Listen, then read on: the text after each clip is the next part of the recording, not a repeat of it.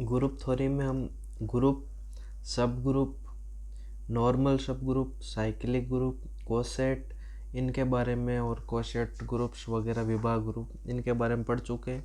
आज हम permutation group पढ़ेंगे। परम्यूटेशन ग्रुप क्या होता है, उनकी प्रॉपर्टी के बारे में। तो सबसे पहले परम्यूटेशन ग्रुप पढ़ने से पहले हम ट्रांसफर परम्यूटेशन यानी कि रूपांतरण क्रमचय क्या होता है इनके बारे में देखते हैं। तो कोई भी जैसे ट्रांसफर परम्यूटेशन या रूपांतरण क्रमचय ये क्या है, इससे पहले हमने मैपिंग वगैरह फंक्शन भी पढ़ चुके हैं। तो किसी समुच्चय ए से उसी में परिभाषित एक आच्छादक यानी कि बाइजेक्शन 1 1 ऑन 2 को हम क्या कहते हैं, रूपांतरण क्रमचय कहते हैं। जैसे ये एफ कोई फंक्शन ए से ए में डिफाइन है जो 1 1 भी है और ऑन 2 भी है, यानी कि एक की और आच्छादक दोनों होता है, तो उनको बाइजेक्शन कहते हैं। यानी कि कोई फंक्शन सेम सेट में डिफाइन है और बाइजेक्शन है, तो उसको हम रूपांतरण क्रमचय यानी कि ट्रांसफर परम्यूटेशन कहते हैं। और यहाँ पर अब जब परम्यूटेशन की डेफिनेशन देंगे कि तो उसमें इतना सा फर्क आएगा, ए क्या हो जाए, फाइनाइट हो जाए। ए क्या हो, फाइनाइट हो, और उसके लिए ये एफ ऐसे एम में डिफाइन होए, 1 1 ऑन 2 होए, बाइजेक्शन होए, तो हम उसको परम्यूटेशन कहते हैं। तो परम्यूटेशन और ट्रांसफॉर्मेशन परम्यूटेशन में इतना ही फ़र्क है। अगर ए क्या हो जाए, फाइनाइट हो जाए, तो ट्रांसफर परम्यूटेशन को हम परम्यूटेशन कहते हैं, यानी क्रमचय कहते हैं। तो ये तो इसकी डेफिनेशन हो गई। यानी कि परम्यूटेशन की डेफिनेशन क्या है, a permutation of a finite set S, यानी कोई सेट एस लो, चाहे ए लो, जी लो, कुछ भी, A is a bijection from S to itself, यानी कि कोई फंक्शन सेम सेट में, यानी कि जो फाइनाइट सेट दे रखा है उसमें अगर 1 1 ऑन 2 बाइजेक्शन है तो हम उसको परम्यूटेशन कहते हैं। फिर परम्यूटेशन को डिनोट कैसे करते हैं, तो ये मैंने मान लो एक एग्जांपल में ए सेट लिया मैंने, A1 A2 AN, इसमें फाइनाइट एलिमेंट है और ये किस प्रकार डिफाइन है, एफ ए से एम में इस प्रकार डिफाइन है कि A1 की इमेज FA1 बन रही है, A2 की इमेज को हमने FA2 कह दिया। इस प्रकार AN की इमेज FN है, तो इसको डिनोट करने का तरीका होता है जो इस प्रकार का होता है। इसको इस प्रकार डिनोट करते हैं, यानी कि ये प्रतीक ऐसे यहाँ पर एफ को परम्यूटेशन को इस प्रकार डिफाइन करते हैं। तो ये 1 1 ऑन 2 भी है, तो ये परम्यूटेशन है जिसको डिफाइन करने का तरीका ये होता है। फिर यहाँ पर एग्जाम्पल लेंगे, जैसे मैंने एक सेट लिया ए जिसमें 1 2 3 4 कोई एलिमेंट है। F1 की इमेज तो 2 है, F2 की इमेज 3 है, F3 की इमेज 4 है, F4 की इमेज 1 है। तो इनको डिफाइन करने का तरीका क्या होगा, जो ये परम्यूटेशन बनेगी, एफ जहाँ पर 1 2 3 4 हमने ऊपर ले लिया, 1 की इमेज क्या है, 2 है, तो उसको 1 के नीचे लिखेंगे 2। 2 की इमेज क्या है, 3 है, तो 3 को 2 के नीचे लिखेंगे। 3 की इमेज 4 है, तो यहाँ पर 4 लिखेंगे। 4 की इमेज 1 है, तो इसको इस प्रकार लिखते हैं। तो ये परम्यूटेशन लिखने का तरीका होता है। फिर कोई भी परम्यूटेशन लिख रखी है, जैसे 1 2 3 4, ये हम 1 की इमेज 2, 2 की 3, 3 की 4, 4 की 1 लिखी है। तो इसमें अगर हम किसी को, जैसे यहाँ 1 पहले लिख रखा था, ये 1 की इमेज 2, अगर इसको बिना इमेज को चेंज किए अगर एडजस्ट यहाँ का क्रम चेंज कर देते हैं तो परम्यूटेशन पर कोई प्रभाव नहीं पड़ता, परम्यूटेशन में कोई चेंज नहीं होगा। चाहे आप इसको फर्स्ट नंबर पर लिखो, चाहे इसको लास्ट में लिखो, या कहीं पर भी लिखो, इनका क्रम चेंज कर सकते हो। लेकिन ध्यान ये रखना, जिस एलिमेंट की लिख रहे हो उसकी इमेज चेंज नहीं होनी चाहिए। ऐसा नहीं हो कि आप ऊपर का एलिमेंट तो क्रम चेंज कर दो, नीचे वाले क्यों चेंज नहीं करो। तो जिस एलिमेंट के साथ उनकी इमेज भी लिख दी जाए उसको कहीं पर भी लिखो तो परम्यूटेशन पर कोई प्रभाव नहीं पड़ता है। जैसे यहाँ पर इसमें, जैसे यहाँ पर लिख दिया सेकंड नंबर पर, तो कहीं पर भी लिखो, इनकी इमेज और वो एलिमेंट अगर सेम है तो परम्यूटेशन में क्रम बदलने पर कोई प्रभाव यहाँ पर नहीं पड़ता है। तो वही परम्यूटेशन होगा, यानी इक्वलिटी कहते हैं जिसको। फिर आइडेंटिटी क्या होता है, आइडेंटिटी परम्यूटेशन में सेम एलिमेंट की सेम इमेज होती है, तो उसको आइडेंटिटी कहते हैं, यानी तत्समक क्रमचय कहते हैं। तो ये आइडेंटिटी परम्यूटेशन है जो आपको, यानी सेम एलिमेंट की सेम इमेज होगी, उसी एलिमेंट की उसी पर इमेज बनेगी। जैसे एग्जांपल लिया ये हमने, ये कोई सेट दे रखा है, एफ ऐसे एम में इस प्रकार डिफाइन है कि एफ ऑफ एक्स, जो इस प्रकार एक्स, ये ऑपरेशन के बारे में बता रखा है आपको पहले। अब आपको यहाँ पर जीरो की इमेज देखनी है, तो पहले देखो जीरो, फिर ये ऑपरेशन करके 2, तो इनको 0 + 2 को जोड़ोगे, 2 आएगा, फिर 2 में 4 का भाग लगाओगे, शेषफल 2 ही बचेगा। तो यहाँ पर 0 की इमेज क्या हो जाएगी, 2 हो जाएगी। तो यहाँ पर जो मैंने ये रिक्त स्थान छोड़ रखे हैं, यहाँ पर तो क्या लिखना है, पहले तो 0 को इमेज 2 हो गई तो 2 लिखना। फिर ऐसे हम 1 के लिए निकालेंगे, तो 1 इस ऑपरेशन यानी f(1) क्या हो जाएगा, ये f(0) की वैल्यू है, तो ये इतनी आई। और f(1) के लिए ये निकालेंगे तो सबसे पहले 1 + 2 को ऐड करेंगे, फिर 4 का भाग लगाएंगे, 3 आएगा।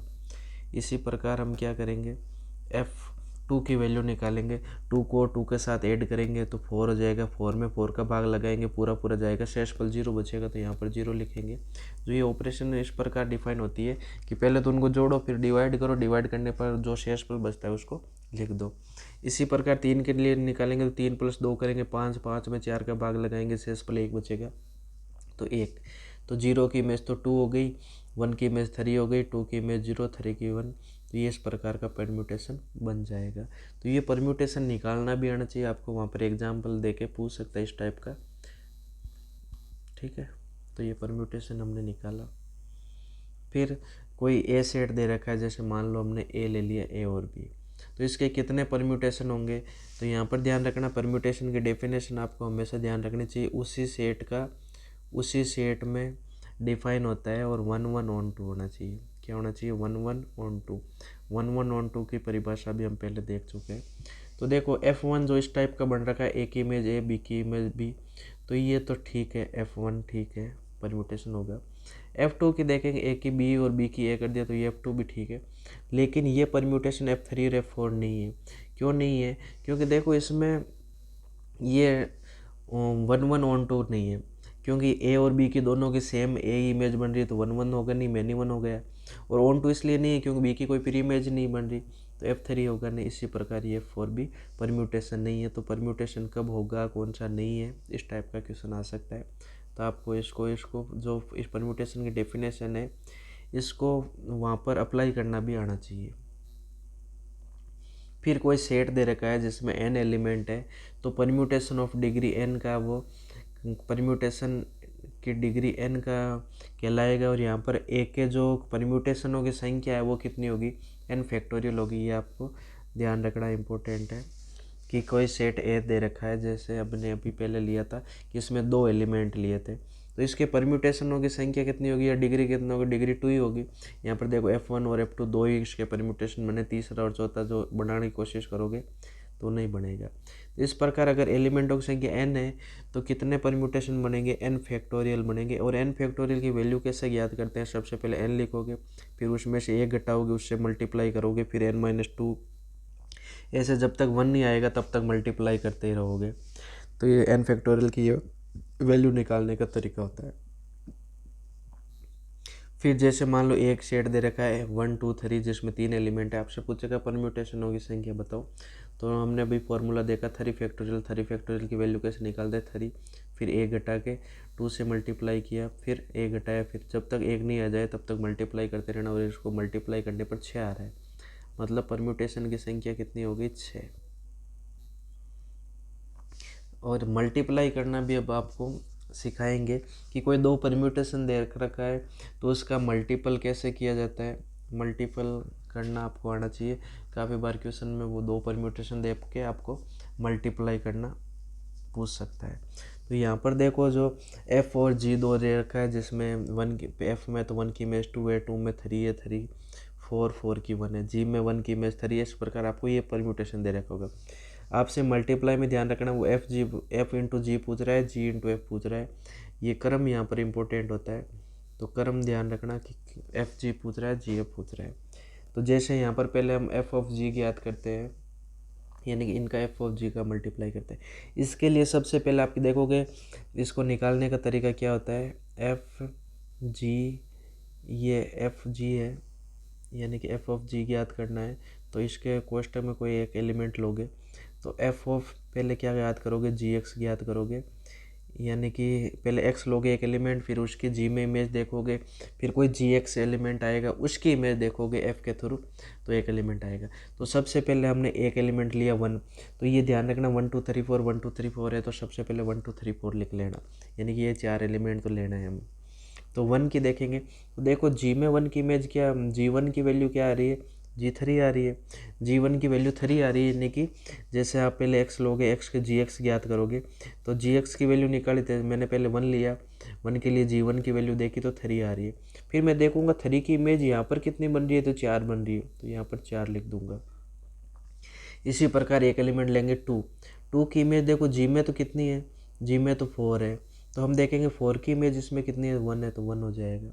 फिर इसी प्रकार 3 की देखेंगे, तो 3 की जी में 2 इमेज है, 2 की क्या है, 3 है, तो यहाँ पर 3 लिख दोगे। इसी प्रकार 4 की यहाँ पर 1 है, 1 की यहाँ पर कितनी 2 है, तो एफ जी का मल्टीप्लाई करने पर इस प्रकार का ये जो 1 की इमेज 4 आएगी, 2 की इमेज 1 आएगी, 3 की इमेज 3, 4 की इमेज 2 आएगी। तो इस प्रकार ये ज्ञात करते हैं। तो ये एक तो ये निकाल लिया। इसी प्रकार हम जब क्या करेंगे, g इंटू एफ निकालेंगे, यानी कि g और f का मल्टीप्लाई करके देखेंगे कि दोनों की वैल्यू सेम आती है कि नहीं आती है। तो अभी हमने ये निकाला, तो इसकी वैल्यू कितनी है, 4 1 3 2। इसी प्रकार अब की बार जी एफ है, तो सबसे पहले एक एलिमेंट लेंगे x और उसके एफ एक्स देखेंगे, पहले सबसे पहले एफ एक्स निकालेंगे, फिर उसकी एफ एक्स की वैल्यू जी के थ्रू देखेंगे, जी ऑफ एफ एक्स निकालेंगे। तो सबसे पहले देखो 1 2 3 लिख लिया, 1 के बाद में देखो एफ की इमेज देखनी है सबसे पहले, तो एफ की इमेज 2 है, 2 की इमेज अब जी में कितनी आ रही, 4 आ रही है, तो यहाँ पर 4 लिखोगे। फिर जी में देखोगे 2 की इमेज 3, एफ में देखोगे 2 की इमेज 3 है, जी में 3 की इमेज 2 है, तो यहाँ पर 2 आएगा। फिर वापस देखेंगे 3 की इमेज 4 है एफ में, और यहाँ पर 4 की इमेज 1 है, तो 1। फिर इसी प्रकार 4 के लिए देखेंगे, 4 की इमेज यहाँ पर 1 है, 1 की इमेज 3 है। तो जब एफ ऑफ जी निकालोगे तो ये प्राप्त होगा, जी एफ ऑफ ए ही निकालोगे तो देखो अलग अलग। तो ध्यान रखना परम्यूटेशन कभी भी कॉम्यूटेटिव नहीं होता, यानी क्रम विनिमय नहीं होता मल्टीप्लाई के लिए। तो मल्टीप्लाई निकालते टाइम आप अच्छे से ध्यान रखना, और इस प्रकार मल्टीप्लाई निकालना आ गया होगा आपको। बाकी ये फॉर्मूला ध्यान रख लेना, एफ जी का मतलब होता है एफ ऑफ जी एक्स, पहले एक्स एक एलिमेंट लेते हैं, फिर उसकी जी में एलिमेंट निकालते हैं जी एक्स, और जी एक्स की फिर इमेज देखते हैं एफ के। तो अगर जी एफ निकालना है तो सबसे पहले एफ ऑफ एक्स लेंगे एक एलिमेंट, फिर एफ ऑफ एक्स को देखेंगे जी में। तो ध्यान रखना परम्यूटेशन कॉम्यूटेटिव नहीं होता है। एक तो यहाँ पर आपको मल्टीप्लाई करना आना चाहिए, फिर मल्टीप्लाई करना आ गया तो जब मल्टीप्लाई करके भी देख सकते हो परम्यूटेशन, गुणा के लिए कॉम्यूटेटिव नहीं होती है।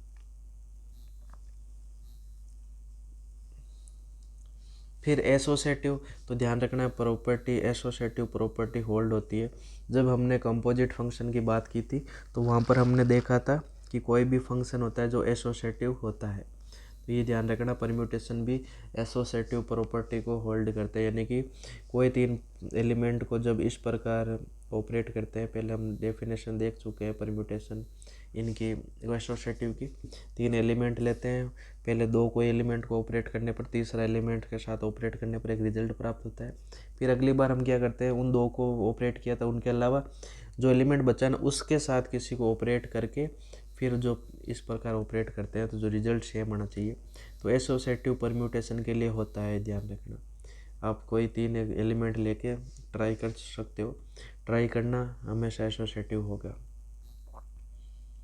फिर इन्वर्स ज्ञात करना, तो सबसे पहले कोई परम्यूटेशन आपको दे रखा होगा, उसका इन्वर्स ज्ञात करना है। तो इन्वर्स ज्ञात करने के लिए आप क्या करना है, जैसे A1 की इमेज B1 है तो यहाँ पर उल्टा कर देना, B1 को ऊपर A1 को नीचे रख देना। A2 B2 है तो इसको B2 A2 लिख दोगे, AN है BN को है। यानी कि इन्वर्स ज्ञात करने के लिए क्या करोगे, जो ऊपर वाली ये रो है इसको नीचे लिख देना, नीचे वाली को ऊपर लिख देना, तो इन्वर्स ज्ञात हो जाएगा आपका। तो इन्वर्स निकालना आ गया होगा समझ में।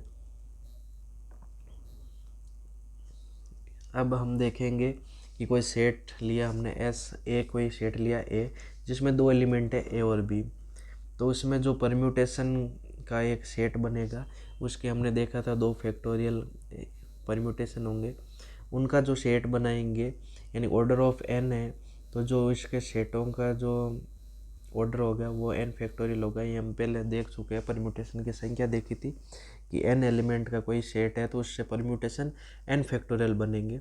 अगर हम इसको एक किसी सेट के अंदर रख देते हैं तो उसका ऑर्डर कितना हो जाएगा, n फैक्टोरियल हो जाएगा। ये हम पहले चर्चा कर चुके हैं। अब यहाँ पर देखना है कि जो ये सेट लिया है हमने परम्यूटेशन का, इसको ग्रुप प्रूफ करना है। तो सबसे पहले तो ये नॉन एम्प्टी होना चाहिए। तो ये नॉन एम्प्टी तो है ही है, 2 एलिमेंट है तो नॉन एम्प्टी है। फिर अभी हमने परिभाषित किया गुणा को, तो कोई भी 2 परम्यूटेशन को मल्टीप्लाई करने बाद में जो परम्यूटेशन प्राप्त होगी तो डेफिनेटली वहाँ से ही प्राप्त होगी, तो ये क्लोज भी है। फिर ग्रुप प्रूफ करने के लिए G1 G2 G3 property proof करनी है। G1 एसोसिएटिव होता है, तो एसोसिएटिव तो डेफिनेटली अभी हमने चर्चा की, कोई परम्यूटेशन है तो वो एसोसिएटिव तो होता ही है, तो एसोसिएटिव है। फिर आइडेंटिटी देखनी एग्जिस्ट करती है कि नहीं करती, तो आइडेंटिटी भी एग्जिस्ट करती है। तो देखो आप पिछले शेड में दिया, तो ए की इमेज ए, बी की इमेज बी, तो ये इसकी आइडेंटिटी हो जाती है। तो ये 1 1 इस प्रकार का परम्यूटेशन होता है, वो आइडेंटिटी भी एग्जिस्ट करती है। फिर इन्वर्स भी निकाल सकते हैं, तो इन्वर्स भी आप निकालोगे तो इसका इन्वर्स ये आ जाएगा और इसका इन्वर्स ये आ जाएगा। तो जो इस प्रकार का सेट होता है, कोई ए सेट लोगे जिसमें फाइनाइट एलिमेंट है, तो उसके परम्यूटेशन का कोई सेट निकालोगे, परम्यूटेशन का सेट होगा तो वो कैसा होगा, वो ग्रुप होगा, ये ध्यान रखना। इसको डायरेक्ट भी याद रख सकते हो, प्रूफ भी कर सकते हो ये किस प्रकार ग्रुप होता है। तो सबसे पहले ग्रुप प्रूफ करने के लिए हमने ग्रुप में डिफाइन किया था कि सबसे पहले वो सेट नॉन फाई होना चाहिए, फिर परिभाषित होने से संक्रिया। फिर हम G1 G2 G3 प्रॉपर्टी को देखते हैं।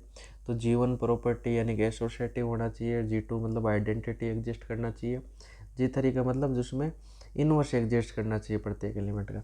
तो परम्यूटेशन क्या है, परम्यूटेशन का जो सेट है वो ग्रुप है। ये हमने परम्यूटेशन को ग्रुप प्रूफ कर दिया। फिर परम्यूटेशन ग्रुप जो है, जैसे एक या नॉन फाई एलिमेंट यानी कम से कम उसमें एक एलिमेंट तो होना ही चाहिए। फिर ये परम्यूटेशन का ग्रुप हमने प्रूफ किया। तो परम्यूटेशन का जो सेट होता है वो क्या होता है, परम्यूटेशन ग्रुप होता है। तो ये ध्यान रखना, परम्यूटेशन ग्रुप होता है। फिर सिमेट्रिक परम्यूटेशन क्या हो, सिमेट्रिक ग्रुप क्या होता है, इनकी चर्चा करेंगे। यहाँ पर देखो हमने एक चर्चा की थी कि ये जो 2 परम्यूटेशन का मल्टीप्लाई करने के बाद में वो क्या होता है, कोम्यूटेटिव नहीं होता। लेकिन ये ज़रूरी नहीं है कि हमेशा वो कोम्यूटेटिव नहीं हो, कभी भी हो ही सकता है कम्यूटेटिव हो जाए मल्टीप्लाई करने के बाद में, लेकिन हमेशा ये बात सत्य नहीं है। ये ध्यान रखना कि हमेशा सत्य नहीं होता है। परम्यूटेशन को मल्टीप्लाई करो तो कभी हो सकता भी है, लेकिन हमेशा परम्यूटेशन हो ऐसा आवश्यक नहीं है। फिर सिमेट्रिक ग्रुप देखेंगे।